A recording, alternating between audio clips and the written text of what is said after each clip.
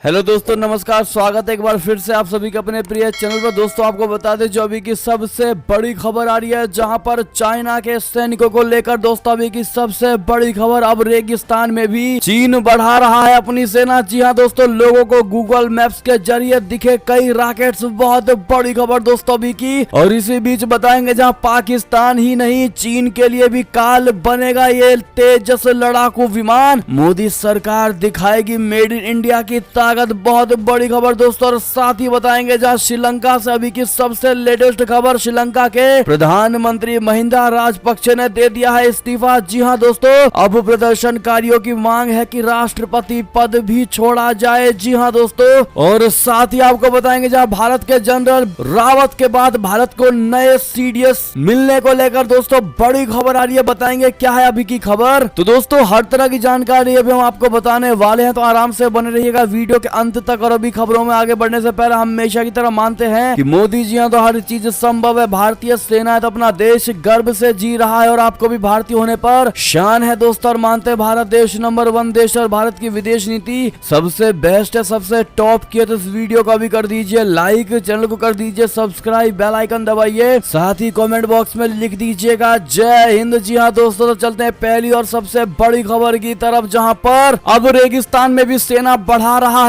चीन। जी हाँ दोस्तों, लोगों को गूगल मैप्स के जरिए दिखाई दे रहे हैं कई रॉकेट्स। बता दें गूगल मैप्स ने हमारे रोजाना के जीवन को काफी आसान बना दिया है। घर से निकलकर ऑफिस जाना हो या किसी दूसरे शहर, गूगल मैप्स के जरिए राह आसानी से दिख जाती है दोस्तों। लेकिन इसी गूगल मैप्स में कभी कभी कुछ ऐसा दिख जाता है जो चौंका देता है दोस्तों। ऐसा ही कुछ चाइना में लोगों को दिखाई दिया है। चीन को लेकर अब इंटरनेट पर लोग कई तरह के नए दावे कर रहे हैं दोस्तों। लोगों ने गूगल मैप्स के जरिए चीन के रेगिस्तान में रॉकेट देखने का बड़ा दावा किया है दोस्तों। रेडिट के एक पेज पर रॉकेट जैसी दिखने वाली इस आकृति की फोटो शेयर की गई है। यूजर्स का दावा है कि ये उन्हें चीन के शिनजियांग प्रांत के कीमो काउंटी शहर के रेगिस्तान में दिखाई दी है। अगली बड़ी खबर की बात करें, जहां पाकिस्तान ही नहीं चीन के लिए भी काल बनेगा तेजस। जी हां, मोदी सरकार दिखाएगी मेड इन इंडिया की बड़ी ताकत। बता दें देश में निर्मित हल्के लड़ाकू विमान तेजस के नए संस्करण को स्वदेशी मिसाइल, रडार और अन्य हथियारों से लैस किया जाएगा। इस लड़ाकू विमान को स्वदेशी हथियारों से लैस कर भारत दुनिया को बड़ा संदेश देना चाहता है तथा मेड इन इंडिया की ताकत का भी एहसास कराना चाहता है। जी हां दोस्तों, रक्षा मंत्रालय के सूत्रों के अनुसार तेजस के नए संस्करण यानी LCA-MK-1A को पूरी तरह से स्वदेशी हथियारों से लैस करने की तैयारी कर ली गई है। अगले 2-3 महीनों के भीतर देश में बनी मिसाइल अस्त्र के परीक्षण तेजस से किए जा सकते हैं। अस्त्र नजदीक और दूर तक लक्ष्य को भेदने वाली मिसाइल है, जिसका निर्माण रक्षा अनुसंधान एवं विकास संगठन ने किया है दोस्तों। इस मिसाइल को सुखोई पर भी फिट किया गया है तथा उसके परीक्षण चल रहे हैं। अब इसे तेजस के नए संस्करण पर फिट किया जा रहा है तथा परीक्षण किए जाएंगे। ये मिसाइल हवा से हवा में 10 से 120 किलोमीटर दूर तक के लक्ष्य को भेजने में बेहद कारगर है दोस्तों। ऐसे में तेजस को आप लोग ऑल द बेस्ट जरूर कह दीजिएगा। भारत की मोदी सरकार को लेकर आपकी क्या राय होगी दोस्तों, बताइएगा जरूर। डिफेंस सिस्टम को लेकर दोस्तों अगली खबर की बात करें, जहां पर श्रीलंका से बहुत बड़ी खबर दोस्तों, जहां श्रीलंका के प्रधानमंत्री महिंदा राजपक्षे ने दे दिया है इस्तीफा। अब प्रदर्शनकारियों की मांग राष्ट्रपति भी छोड़े पद। जी हां दोस्तों, गंभीर आर्थिक संकटों से जूझ रहे श्रीलंका के प्रधानमंत्री महिंदा राजपक्षे ने सोमवार को इस्तीफा दे दिया है दोस्तों। लंबे समय से देश में विरोध प्रदर्शन हो रहे थे, जिसमें लोग उनसे इस्तीफे की मांग कर रहे थे। श्रीलंका की अर्थव्यवस्था ध्वस्त होने के कारण राजपक्षे चौतरफा आलोचनाओं से घिरे थे दोस्तों। प्रदर्शनकारी महिंदा राजपक्षे के भाई और श्रीलंका के राष्ट्रपति गोटबाया राजपक्षे से भी अपने पद से इस्तीफा देने की मांग अब कर रहे हैं। इससे पहले आई रिपोर्ट्स में दावा किया गया था कि राष्ट्रपति ने प्रधानमंत्री से अपने पद से इस्तीफा देने का आग्रह किया है, लेकिन महिंदा राजपक्षे ने इसका खंडन किया। उन्होंने कहा कि राष्ट्रपति की ओर से ऐसा कोई आग्रह नहीं किया गया और वो इस्तीफा नहीं देंगे। श्रीलंकाई मीडिया के मुताबिक सत्तारूढ़ SLPP और सहयोगी दलों के बीच लंबी चर्चा के बाद महिंदा राजपक्षे ने इस्तीफा देने का निर्णय ले लिया है दोस्तों। साथ ही आपको बता दें दोस्तों, इन्होंने इस्तीफा देते हुए कहा कि मैं कोई भी बलिदान देने को तैयार हूं। जी हां दोस्तों, उन्होंने इस्तीफा देने से पहले कहा था कि कोई भी बलिदान मैं देश के लिए देने को तैयार हूं। अगर देश को लगता है कि मेरे इस्तीफे से यह आर्थिक संकट खत्म हो जाएगा तो मैं तुरंत प्रभाव से आज इस्तीफा देने जा रहा हूं। और दोस्तों इन्होंने इस्तीफा भी दे दिया। ऐसे में आपकी क्या क्या राय होगी कमेंट करके जरूर बताइएगा। दोस्तों क्या अब हालात सही हो जाएंगे श्रीलंका में? अगली खबर की बात करें, जहां जनरल रावत के बाद भारत को नया सीडीएस मिलने में देरी, नीति बदल रही है या नियत? बता दें, भारत में चीफ ऑफ डिफेंस स्टाफ के पद पर नियुक्ति का फैसला कैबिनेट की नियुक्ति समिति करती है दोस्तों, जिसमें व्यवहारिक रूप से प्रमुख निर्णय प्रधानमंत्री कार्यालय ही लेता है। सेना के किसी भी अंग का प्रमुख रहा अधिकारी सीडीएस बन सकता है, लेकिन मोटी शर्त यह है कि वो कार्यरत विभिन्न सेना प्रमुखों में सबसे वरिष्ठ हो और उम्र 65 वर्ष से कम हो। इस पद के लिए रिटायर्ड अधिकारी को भी मुफीद बनाया गया है दोस्तों, माना गया है। ऐसे में ये सोचना तो गलत है कि इन शर्तों को पूरा करने वाले अधिकारियों की कमी होगी। एक तरफ तो माना जा रहा है दोस्तों कि सरकार ने जनरल नरवणे जी को सीडीएस बनाना होता तो अब तक बना दिया गया होता, हालांकि नियमों के हिसाब से अभी तक उनके लिए दरवाजा बंद नहीं हुआ है दोस्तों। लेकिन आखिर क्यों सीडीएस की नियुक्ति नहीं की जा रही है दोस्तों, जबकि उनके लिए काफी ज्यादा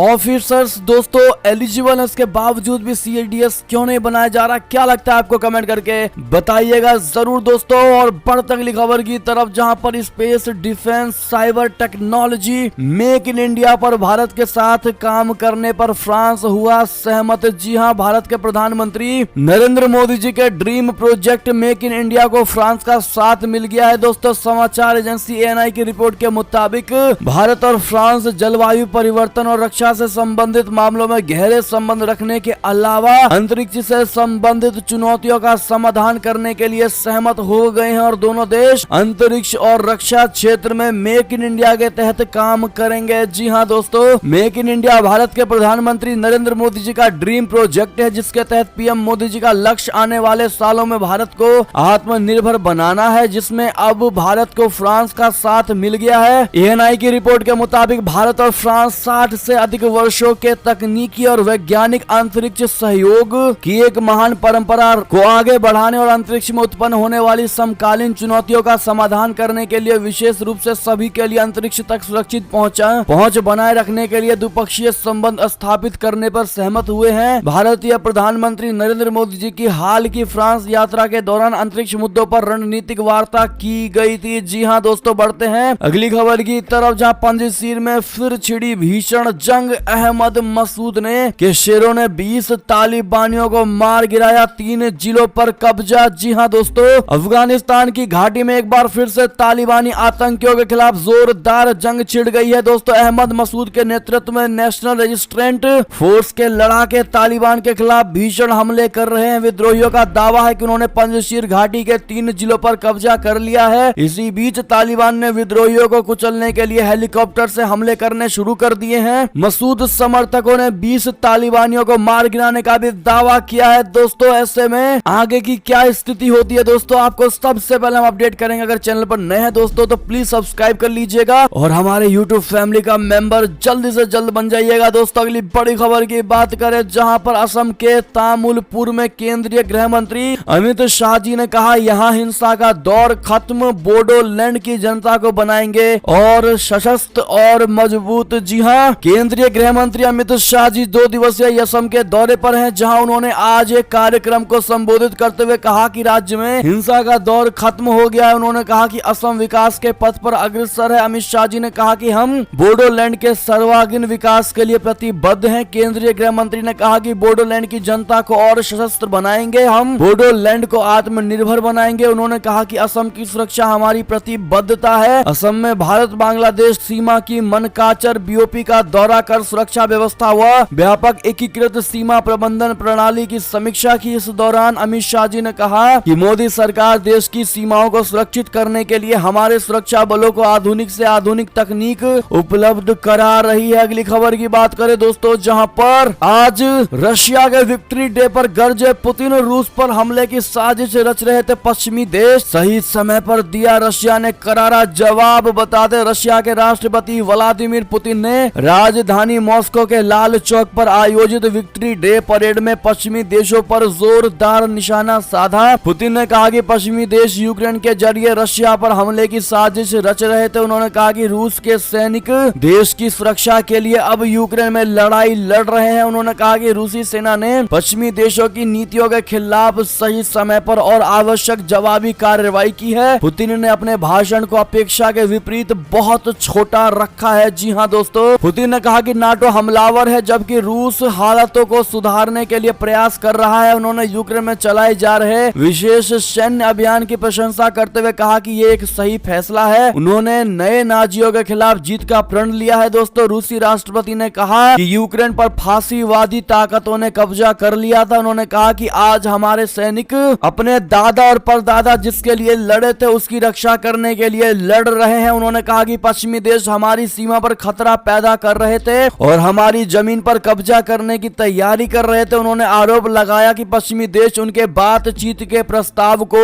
सुनना तक नहीं चाहते थे। पुतिन ने कहा नाटो देश हमें सुनना तक नहीं चाहता था, उनकी कुछ अलग ही योजना थी और हम उसे देख सकते थे। रूसी राष्ट्रपति ने कहा कि रूस ने हमलावरों को करारा जवाब दिया है और हमें ऐसा करने के लिए मजबूर किया है। बढ़ते अगली खबर की तरफ दोस्तों, जहां पर शाहीन बाग पर सुनवाई से सुप्रीम कोर्ट का इनकार, कहा पीड़ित आए राजनीतिक दल नहीं। जी हां दोस्तों, शाहीन बाग से अतिक्रमण हटाए जाने के खिलाफ जो याचिका दायर की गई थी उस पर सुप्रीम कोर्ट ने सुनवाई से इनकार कर दिया है। सोमवार को सुप्रीम कोर्ट ने फटकार लगाते हुए यह भी पूछा है कि इस मामले में पीड़ितों की जगह राजनीतिक दलों ने अदालत का दरवाजा क्यों खटखटाया है। सुनवाई के दौरान कोर्ट ने कहा कि देश भर में अतिक्रमण के खिलाफ चल रहे अभियानों पर उन्होंने रोक नहीं लगाई है। साथ ही शाहीन बाग में मामला रिहायशी मकानों से जुड़ा नहीं है बल्कि सड़क को खाली कराने से जुड़ा है। जी हाँ दोस्तों, और इसी बीच ये थी अब तक की सारी बड़ी खबरें। आपको हमारी खबर कैसी लगी दोस्तों? आशा करता हूँ बहुत अच्छी लगी होगी। अगर थोड़ी भी अच्छी लगी है दोस्तों तो इस वीडियो को अभी अपने भाई बंधुओं में व्हाट्सएप, फेसबुक, ट्विटर के जरिए पूरे भारत में शेयर करना बिल्कुल मत भूलिएगा दोस्तों। और अभी कर दीजिए इस वीडियो को लाइक, चैनल को कर दीजिए सब्सक्राइब, बेल आइकन दबाइए, साथ ही कमेंट बॉक्स में लिख दीजिएगा जय हिंद जय भारत।